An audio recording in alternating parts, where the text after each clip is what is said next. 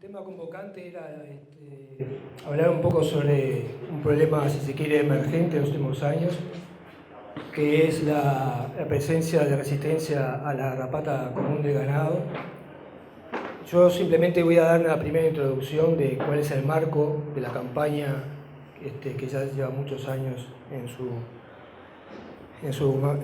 expresión, y después vamos a dar la palabra a compañeros del laboratorio para que nos hablen más específicamente del tema de la resistencia en sí. Como vamos a ver después, la resistencia es un evento natural, pero que a veces, en algunas situaciones particulares, como el uso prolongado de algunas drogas, el mal uso también, hace que se aparezca más rápidamente o en mayor proporción. Pero para empezar, por el principio, como decía, es una campaña que tiene muchos años, que comenzó en la década del 50, 56, empezó una ley específica para la garrapata, que después, de acuerdo a lo que fue sucediendo en muchos años, se vio la necesidad de modificarla, y para eso se formaron grupos técnicos donde no solo había gente del Ministerio de Ganadería, sino también de otras organizaciones sociales. Ustedes saben que en este tipo de estrategias de campañas sanitarias hay organizaciones que están representadas en comisiones. Hay la Comisión Nacional Honoraria de Salud Animal, que entiende en este tipo de actividades a nivel del país, y después hay comisiones departamentales, hay 18 comisiones departamentales y algunas comisiones locales de salud animal, donde están representados los colegas de la Acción Liberal, los productores, a través de la Asociación Rural, la Federación Rural y otras entidades, la CAF también, y obviamente los servicios técnicos del Ministerio. Y entonces se trabajó durante unos cuantos años en esa reglamentación nueva, y después un decreto reglamentario que fue hilando más fino en cuáles son las normas que marcan la campaña. Pero básicamente podemos decir de que los puntos principales que recoge esa estrategia es mantener algunas zonas del país libres de la garrapata, que es la zona sur-suroeste, de establecer toda medida de vigilancia en lo que hace a la atención de los focos, los establecimientos donde hay garrapata, al tránsito de animales parasitados, a la aparición de resistencia de los garrapaticidas. Ya en esa época, en 2008, empezamos a pensar que podía llegar a ser un problema, y algunas enfermedades que están asociadas a la garrapata.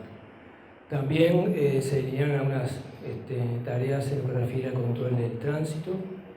Para eso, a consecuencia de ello, se empezó a hacer los despachos de tropa, que ustedes conocen, donde para mover animales se requiere la presencia de un veterinario que certifique que el animal está limpio y que ha sido tratado preventivamente. Después, la zonificación del país en zonas que puedan ser consideradas como de riesgo. También allí se hacía la mención en la campaña a lo que es la evaluación de los productos, de los garrapaticidas, sean estos por baño, sean purón, sean inyectables, de manera de probar su eficacia. Después, la definición de algunos predios que pueden estar en zona de control, como es acá en el norte, pero que por algunas características hagan de que sea un predio de riesgo y en consecuencia haya que limitar los movimientos de ese establecimiento, interdictándolo. Se estimula obviamente la participación, por un poco lo que estamos viendo hoy, pero a nivel de las comisiones nacionales y departamentales de salud. Y también algo también que estamos haciendo hoy, que es informar a los productores, a los colegas, a nuestros servicios, y capacitar a todos ellos, ¿no? Esto es lo que decíamos hoy. Como desde hace años se mantiene dos zonas bastante diferenciadas, una es la zona suroeste, que es una zona libre, donde el tipo de producción, el tipo de suelo, microclima, hace que la garrapata no prospere fácilmente, no es una zona tradicionalmente infectada. y en consecuencia, más allá de que aparezcan en algunos casos, se resuelven más fácilmente y disparan una cantidad de tareas que son diferentes, ¿no? La otra.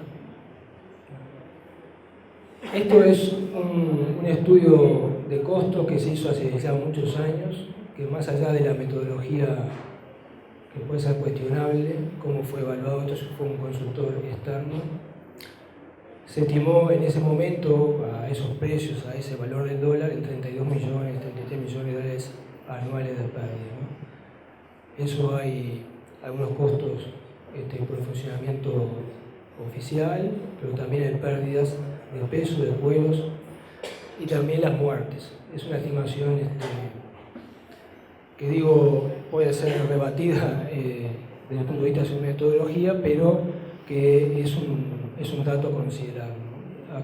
Probablemente haya que actualizarlo porque, como decíamos, tiene casi 20 años. Bueno, y después para la parte ya más técnica del asunto, voy a pedir la colaboración de los compañeros del laboratorio porque que son los que están estrictamente en el estudio de lo que es el ciclo biológico y las medidas de control, sobre todo para el tema de la garrapata resistente. Bueno, muy bien. Buenas tardes para todos. Muchas gracias por la invitación. Un gusto estar acá. Vamos a hablar un poco del tema de garrapata, experiencias que tenemos en el control, a presentar un poco al parásito. Cualquier duda, cualquier cosa que no se entienda bien, por favor me avisan y aclaramos la pregunta. Muchos de ustedes conocerán, porque estamos dentro de una zona endémica tradicional de garrapata, quizás en algunos predios estén libres, pero es la zona endémica que recién mostraba Federico. Y ese es el ciclo de la garrapata que nosotros, no solo reproducimos en el laboratorio para hacer estudios, sino que la fotografiamos para que salga de un esquema tradicional y que vean cómo son las distintas etapas. Si hubiera algo para marcar, me favorecería un poco. Pero arriba a la izquierda están las larvas de garrapata, es la estructura que está en el suelo y sube cuando el bovino pasa. Es muy pequeña, las dos rayitas negras es 1 milímetro en una regla, está agrandado para que se pueda ver, es muy difícil de verla a simple vista sobre el animal y se fija al bovino, empieza a alimentarse, empieza a chupar sangre y va a ir evolucionando en cuanto a que va aumentando de tamaño, ya con esa estructura. Esta estructura ya transmite enfermedades, que es lo que provoca la tristeza parasitaria, donde el animal justamente está decaído, hay alta temperatura, es un parásito que se aloja en los glóbulos rojos, que los destruye y muchas veces causa la muerte del animal cuando no tiene la inmunidad para poder controlar al parásito. Van pasando los días, generalmente 7 días, y se transforma en una estructura ya más grande, pero igual es pequeña a simple vista, son 2 milímetros aproximadamente que tiene y generalmente pasa inadvertida. A los 14 días del ciclo aproximadamente ya es una garrapata visible, puede andar en el entorno de los 3 milímetros y se diferencia machos de hembra. Se sigue alimentando con esta etapa que es bastante fácil de ver, que son esas garrapatas semidibujitadas, chatas, es cuando se produce la reproducción, el macho fecunda a la hembra y si lo hace, continúa el ciclo cuando está bien ingurgitada, bien gorda, se desprende del bovino naturalmente, cae al suelo y comienza otro ciclo, que es lo que se llama el ciclo no parasitario. Esta etapa que es de parasitario, o sea que está parasitando al bovino, generalmente se desarrolla entre 21 a 24 días. Es bastante independiente, gracias, de las condiciones climáticas, sea invierno, verano. Una vez que sube, la garrapata se va a desarrollar.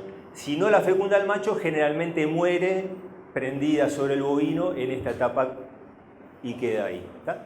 Ahora, si cae, empieza a poner huevos, generalmente una garrapata estándar pone 2.000 huevos, si es más gorda, si es más grande, si chupó más sangre, puede poner 3.000 o más huevos. Esto se da en el suelo, generalmente cuando la garrapata cae busca refugiarse, tener un refugio, pueden ser hojas, pueden ser materia fecal, algo que ella se cubra. Y no sé si se ven acá, esto blanquito son las cascaritas de los huevos cuando eclosiona la larva. Y esto es lo que va a estar disponible en el ambiente entre 2 a 10 meses. Esto es bien importante porque cuando nosotros hablamos que los tratamientos tienen que ser correctos, la dosis correcta, que vengan todos los animales a las instalaciones para ser efectivo, los animales que queden en el campo y que estén, como se dice normalmente, volteando, tirando garrapata, eso nos va a perpetuar que en el ambiente exista por 10 meses ese potrero infestado. ¿Tá? Entonces, la oportunidad de hacer un tratamiento es sobre el ciclo parasitario, pero lo más importante es lo que está en el ambiente. Y con estrategias que nosotros vamos a ver ahora es lo que se tendería a hacer para poder limpiar el establecimiento. La próxima. Bueno, esto es en Cañas, en Tacuarembó, un proyecto que iniciamos, es una vista parcial de un animal donde hay una altísima infestación de garrapata. Esto provoca pérdidas, indudablemente económicas, que las mostró Federico hoy. Si transmite enfermedades, las pérdidas son mayores. Si alguno tuvo muerte por tristeza, sabe lo que es la cantidad de animales que se pueden morir. Y aunque no llegue a matar, esto es por ejemplo, no solo fuentes de transmisión, sino de las picaduras. La mosca puede poner bichera y ustedes mejor que yo lo habrán visto. La próxima. Entonces, los proyectos y el conocimiento que venimos a transmitirle está basado justamente en un conocimiento que se generó en el país de acuerdo a los estudios que se realizaron. Este es un esquema, simplemente lo que quiere demostrar que a nivel país y para trabajar dentro de una campaña reglamentada de garrapata, podemos basarnos en que hay 3 generaciones de garrapata al año. ¿Tá? El ciclo podría comenzar a la salida del invierno, donde se da la primera generación de garrapata, mejoran un poco las condiciones climáticas, la garrapata, las larvas que estaban en el refugio, las que estaban en el pasto que vimos recién, por acción de la temperatura, por mejores condiciones, empiezan a estar más activas, cuando pasa el bovino sube, pero generalmente es una población pequeña de garrapatas. Generalmente porque no todas las salidas de los inviernos son iguales. Hemos encontrado a la salida del invierno animales con 100 garrapatas o más, Teleógena, la singurgitada, pero esto es un conocimiento promedio de muchos años de estudio. ¿Tá?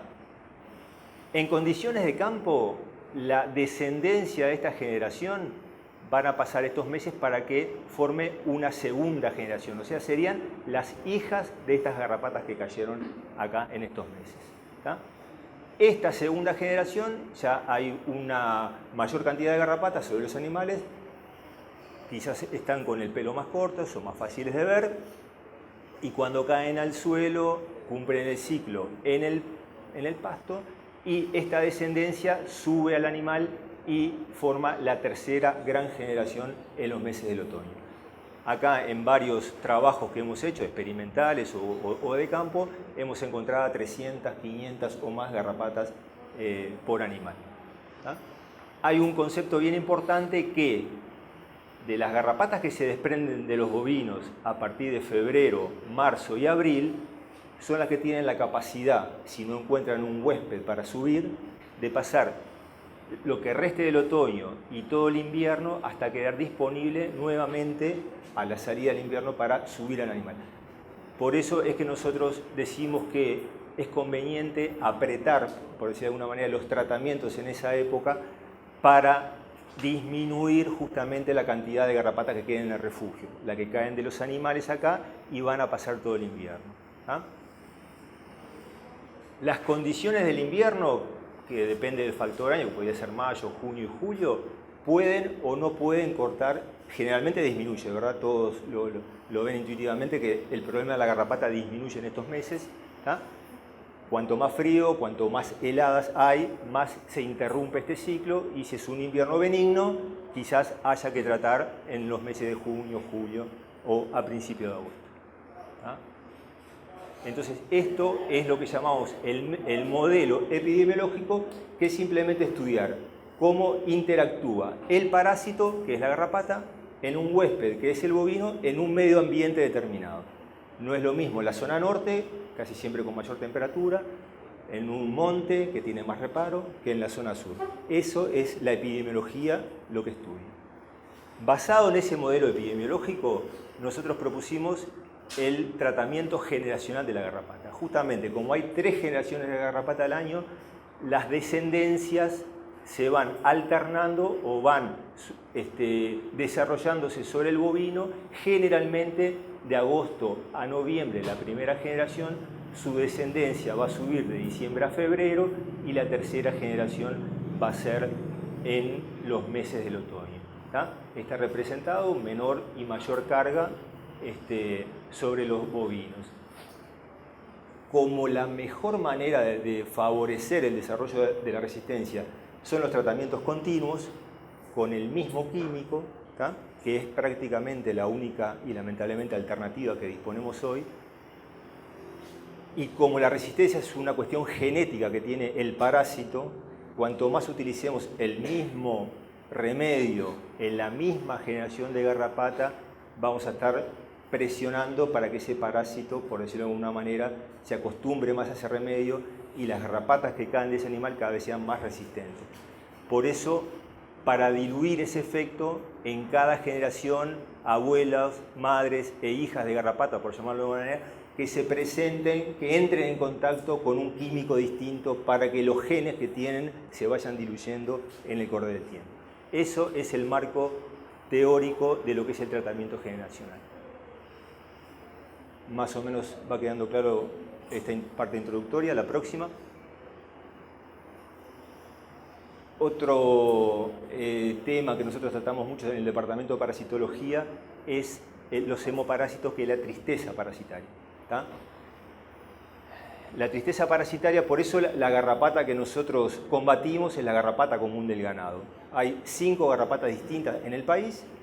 Morfológicamente ustedes las pueden distinguir, algunas son más claritas que otras, en fin, tienen distintas características, pero lo importante es la garrapata común del ganado. ¿Por qué? Porque es la única que transmite parte de la tristeza parasitaria, que son las babecias. Las otras garrapatas no lo hacen, por eso hay una campaña justamente contra esa garrapata. Una vez que la larva sube al animal, y si le transmite ese parásito que va a la sangre, ese animal queda de por vida con esa parasitosis, pero eso trae problemas. Puede traer problemas de muerte, puede traer pérdidas productivas que están establecidas. La próxima, por favor. Bueno, entonces, a lo largo del tiempo, el animal va subiendo el estatus inmunitario y permanece con una inmunidad de por vida que solo se quiebra si ese animal pasa algún tipo de estrés, que puede ser el estrés térmico, estrés alimenticio, en fin. Se puede haber un quiebre de inmunidad y un animal que tuvo la enfermedad o que se vacunó, que es lo que vamos a decir ahora, puede perderla, pero es más bien anecdótico, son pocos los casos. La vacuna es muy efectiva y protege de por vida. Ese es el concepto grande que tenemos que manejar. Próxima. El ternero tiene una resistencia fisiológica. Hasta los 9 meses de edad es difícil que haya un ternero con sintomatología de campo. No quiere decir que en algo biológico no se pueda presentar, pero es difícil que se enferme un ternero. Y es la edad ideal para utilizar la vacuna. La vacuna la produce el laboratorio oficial, se produce una vez por mes, es contactarse con el departamento de parasitología, hacer la reserva, pedir la cantidad de dosis que se precisa y una vez por mes se envía a la terminal de ómnibus que ustedes nos indiquen. Es la categoría ideal y este ternero, repito, con una sola dosis de vacuna queda protegido de por vida. Se evitan, próxima, muerte de animales y pérdidas productivas. ¿Cómo? Protege la tristeza parasitaria. ¿Tá? La inmunidad, esto es lo que nosotros hacemos en el laboratorio. Si ustedes nos mandan sangre de rodeo, se puede saber qué grado de protección tiene contra estas enfermedades. Próxima. Bueno, este es un poco el mapa que había mostrado Federico, donde hay una zona libre, que es el ministerio que, con lucha activa se logró erradicar la garrapata. Si bien en algunas zonas del sur, desde el punto de vista ecológico, la garrapata no está tan cómoda, por decirlo de alguna manera, y es más fácil su control, Y es bien importante mantenerla porque, bueno, es indudable los beneficios que no tiene tener este parásito, ¿no? No hay que hacer tratamientos específicos, no hay muertes, el tema de los residuos por los productos es otra cosa bien importante. Entonces, mantener la zona esta es prioritario, ya que es muy difícil ampliarla a otros departamentos. La próxima. Esto es un poco lo que ha complicado el tema del control de la garrapata, ¿ah? El tema de la resistencia. La resistencia es una definición técnica, pero es la capacidad que tienen las garrapatas de sobrevivir a la dosis de un químico que es letal o que es mortal para el resto de los parásitos. Y esto pasa en garrapata, pasa en gastrointestinales, pasa en mosca de los cuernos, pasa en todas las parasitosis, ¿tá? Como es genético, nosotros vamos tratando y se van seleccionando una en 1.000.000 resistente, pero con el correr de los años se fueron creando descendencias de garrapatas, de parásitos resistentes, hasta que llega un momento que es evidente a campo y después no podemos controlarlo. Esto, para atrás de vuelta por favor, el problema de la resistencia, la importancia que le damos nosotros es que muy probablemente dentro de pocos años los parásitos gastrointestinales, garrapata principalmente, pueden ser una limitante en la producción, ¿verdad? Por las muertes que puedan provocar. Los parásitos provocan muertes gastrointestinales, las lombrices, cuando están muy parasitados y si nos quedamos sin drogas para controlarlo, provoca muerte. Y la garrapata provoca muerte por la tristeza que transmite. O sea que el control y el uso de los productos químicos tiene que ser, a nuestro juicio, racional y dentro de un control estratégico de la garrapata. O sea, se ha terminado, a mi criterio, el tiempo del control fácil, de decir, bueno, tengo garrapata, voy a la veterinaria, me aconsejan un producto, lo utilizo y se acabó el partido. Tenemos que tener, preferentemente, con el asesoramiento de un veterinario que esté capacitado en el tema, tener una estrategia para tratar de anteponerse a los problemas que causa la garrapata y no actuar a consecuencia de que nos provocó muerte o no la puedo controlar o tengo altísimas cargas parasitarias. Ese es un poco el mensaje más filosófico que queremos transmitir. La próxima. Por eso el laboratorio oficial, el DILABE, brinda el servicio de diagnóstico de resistencia a garrapata, que bueno, ha sido bastante poco utilizado en los últimos años, hasta el 2015, que ahora vamos a ver. Ustedes tienen que arrancar estas garrapatas gordas del bovino, enviarlas al laboratorio. Con esas garrapatas nosotros podemos bañarlas, o sea, simular un baño de inmersión a las concentraciones ideales y ver cómo se reproduce esa garrapata. Acá tienen los puntitos chiquititos, esa larva de medio milímetro que les habíamos mostrado, con los huevos que ponen.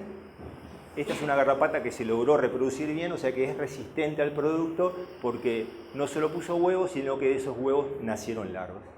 Y con esas larvas se hace otro test en larvas, donde se impregna papeles del laboratorio con los fármacos que están disponibles en los comercios, con las lactonas, con la ivermectina, con el fipronil, con la cipermetrina de letión, en fin, con todos los componentes que están en los comercios y vemos qué cantidad de larvas muertas o vivas hay después de hacer la prueba.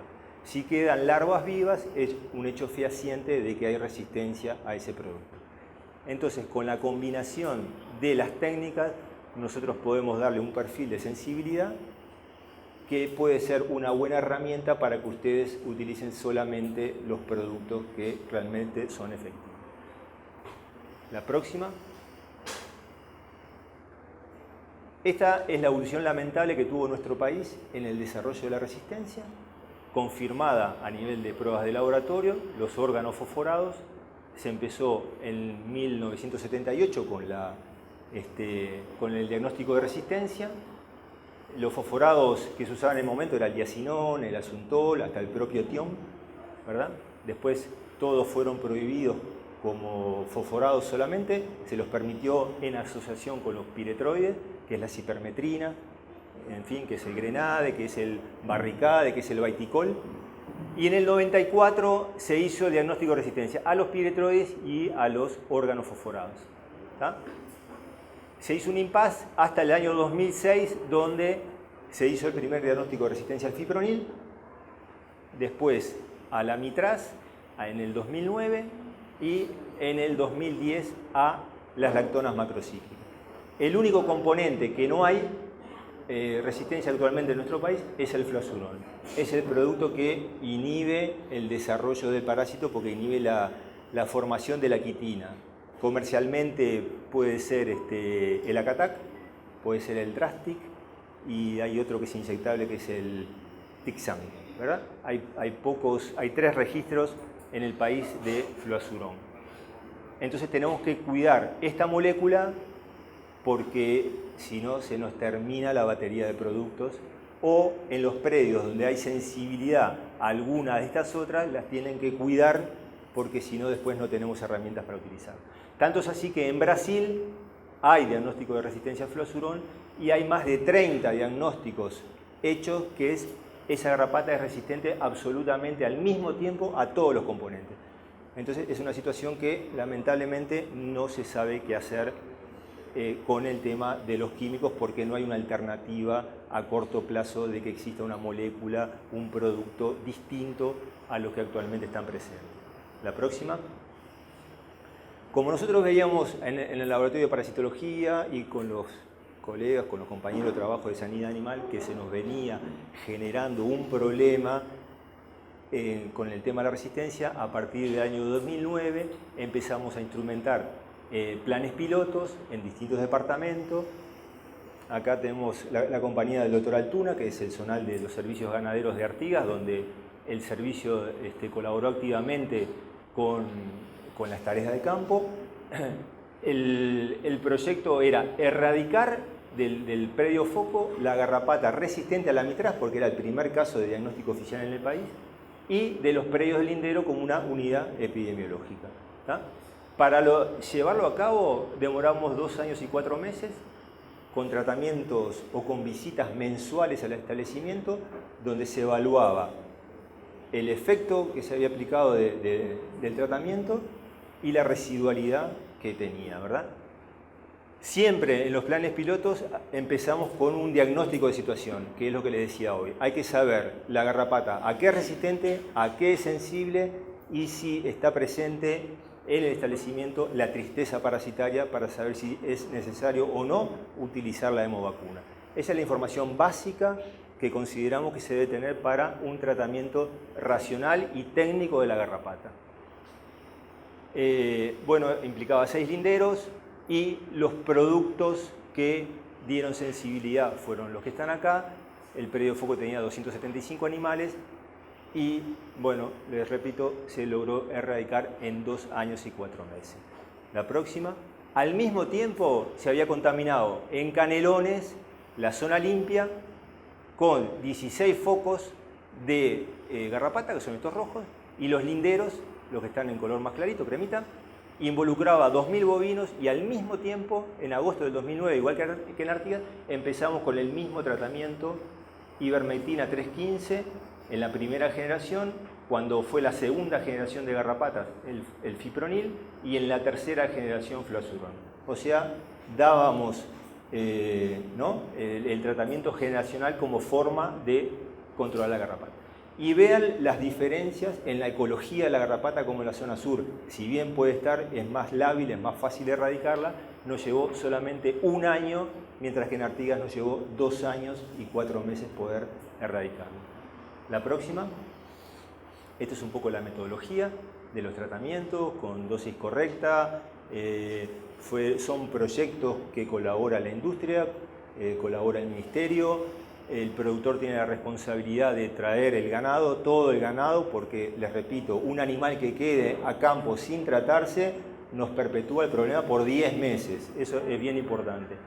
Se revisan minuciosamente los animales para ver el grado de parasitación. ¿Ah? Próxima. Este es el tercer plan piloto que les quería comentar, es en Tacuarembó. Acá era más grande el problema, fueron 4.000 animales, ¿tá?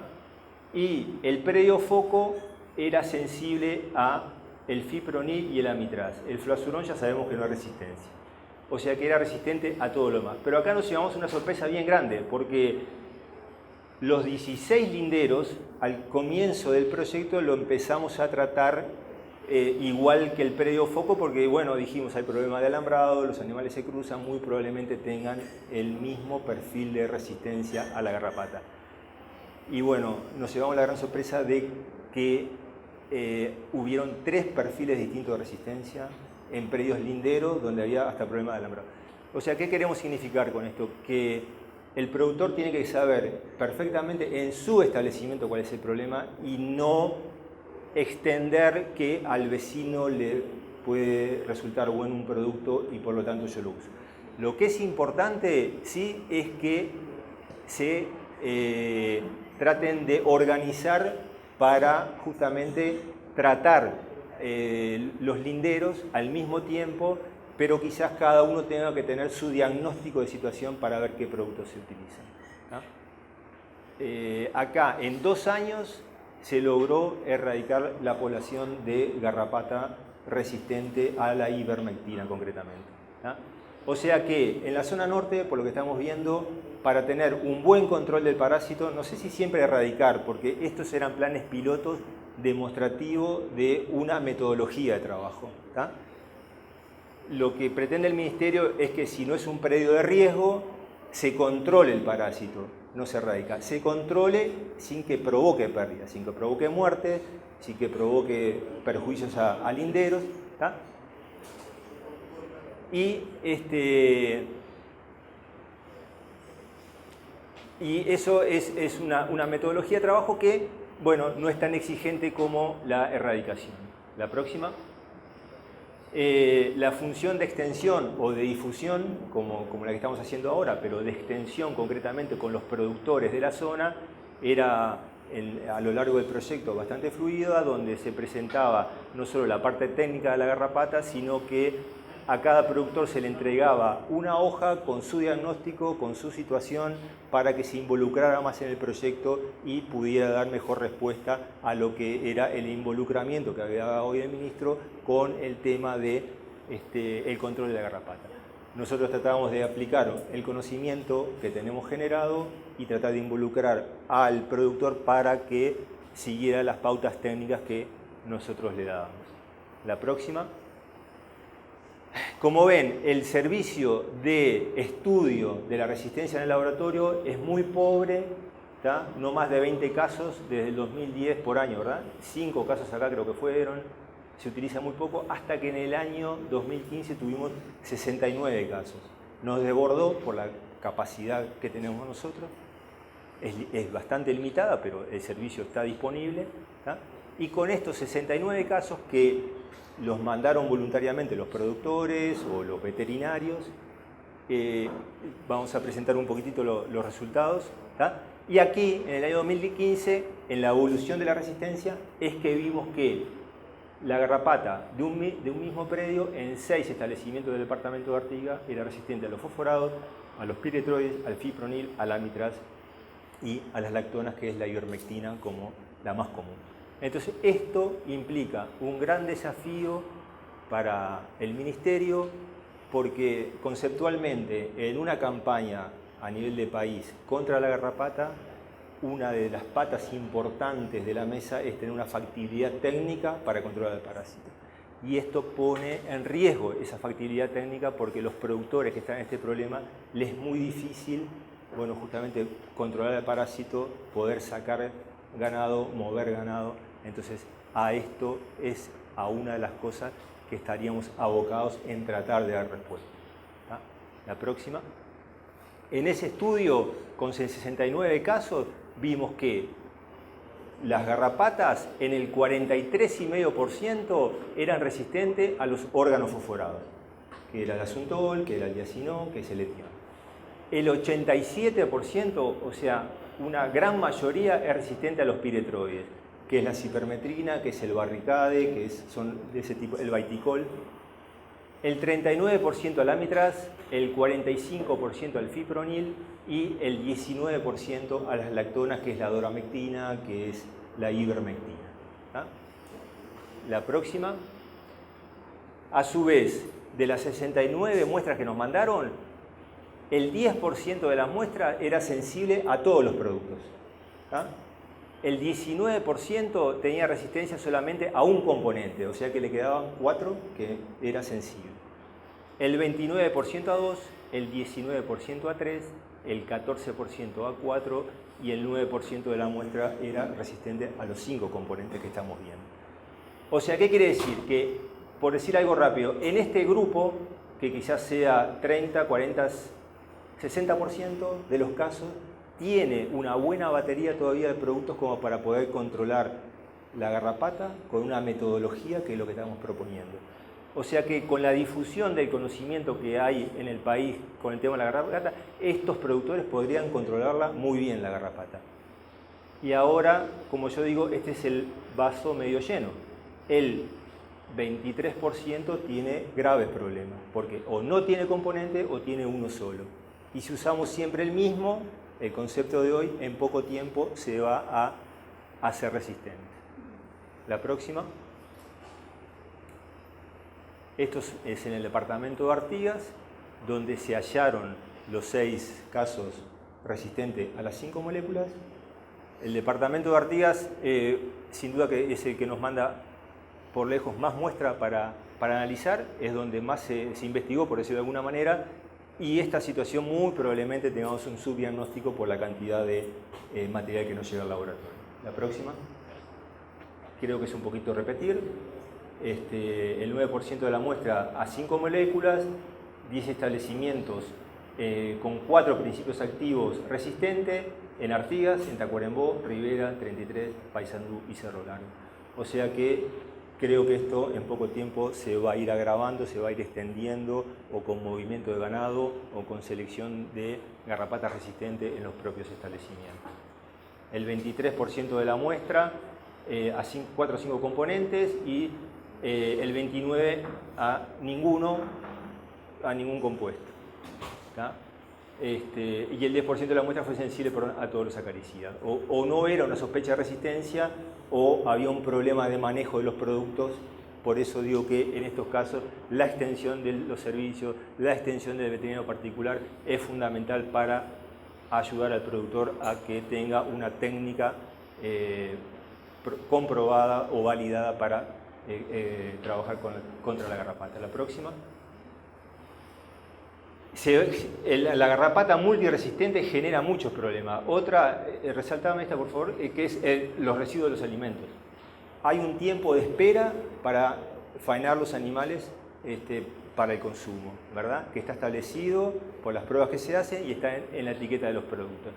Pero lo que no está establecido es cuál es ese tiempo con la reiteración de los productos. Y quiero poner un ejemplo bien práctico. Cuando nosotros miramos en la etiqueta del producto, en una ivermectina 315, nos va a decir 122 días desde la última aplicación hasta la faena. Eso sí se hace un solo tratamiento. Cuando la gente tiene problema, empieza a tratar casi que todos los meses. Bueno, ese producto se va acumulando en el organismo del animal y no van a ser 122 días después de la última inyección, van a ser más. Eso no está establecido, pero está indicado en la bibliografía que es así. Entonces representa un riesgo importante para el país que se encuentran residuos en los alimentos por el uso repetido, reiterado de los medicamentos.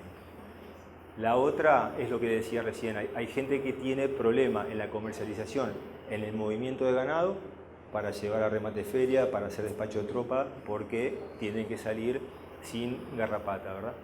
Y la última, esta de acá, es lo que puede ser el impacto de hemoparásitos en estas poblaciones multiresistentes, donde es muy difícil controlar la garrapata. ¿Tá? Por eso decimos que, ojalá que me equivoque, pero estamos en un camino que en pocos años puede ser una limitante productiva en los establecimientos, el tema de los parásitos. Próxima. Entonces, el Ministerio está tratando de salir de las alternativas químicas, que es lo único que tenemos, para brindar alguna otra alternativa que puede ser combinaciones de tratamientos, como hicimos nosotros. Ponemos acá bajo grado de resistencia, porque cuando nosotros diagnosticamos una garrapata multiresistente, No toda la garrapata es resistente en el mismo porcentaje en el establecimiento. Quizás a la ivermectina el 10% de la garrapata sea resistente y el 90% sea sensible.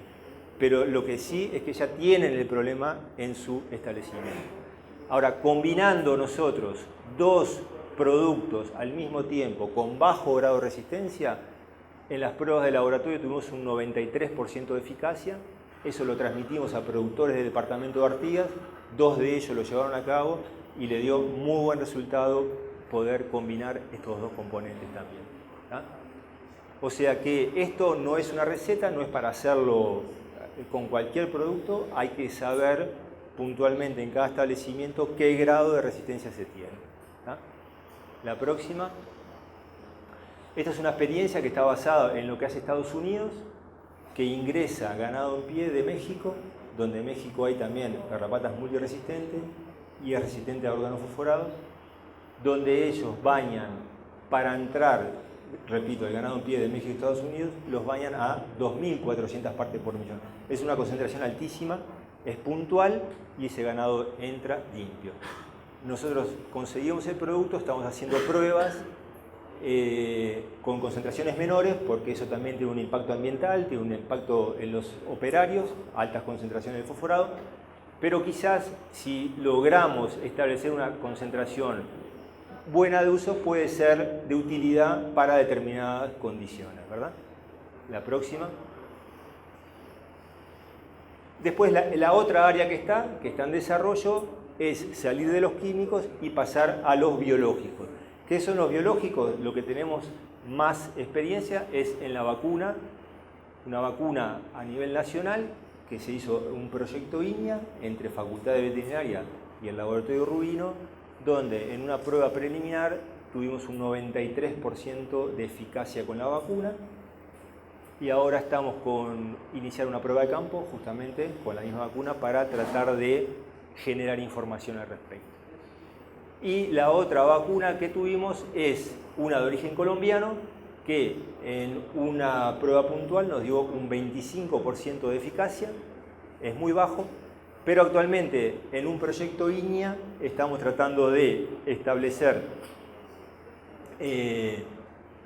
tanto a nivel de campo como a nivel de boxes de laboratorio, un efecto acumulativo de esa vacuna en el tiempo para ver si a lo largo de un año aproximadamente salimos del porcentaje del 25% y tenemos a lo largo de un año quizás un 50-60% acumulativo, que sería un resultado bien interesante para poder establecer. La próxima. Esto es otro producto biológico que está disponible en Costa Rica, donde tienen muy buen resultado, excelente resultado tratando con hongos, que son hongos que están en el medio ambiente, que no van a dañar ni al bovino ni al ser humano porque están fácilmente disponibles en las pasturas. Donde hay materia orgánica está este hongo y ellos tienen gran porcentaje de eficacia tratando los animales con hongos. O sea que es un biológico más que nosotros estamos en comunicación con el laboratorio de Costa Rica y estaría la disponibilidad de ellos de mandarnos el producto para, si el Ministerio autoriza, hacer las pruebas. Entonces, en el actual proyecto que estamos haciendo ahora nosotros, dentro de un proyecto INIA, es aplicar el tratamiento generacional de la garrapata con los químicos que vimos, más las alternativas biológicas que están disponibles, que es la vacuna colombiana contra la garrapata y la vacuna con los hemoparásitos. Este es un proyecto a 3 años, en condiciones de silvopastoreo, y bueno, creo que la información que se está generando, que se vaya a generar con este conocimiento, va a aportar más a justamente que se tenga un control racional de la garrapata, no involucrando solamente el químico, sino que el biológico también. La próxima, Federico.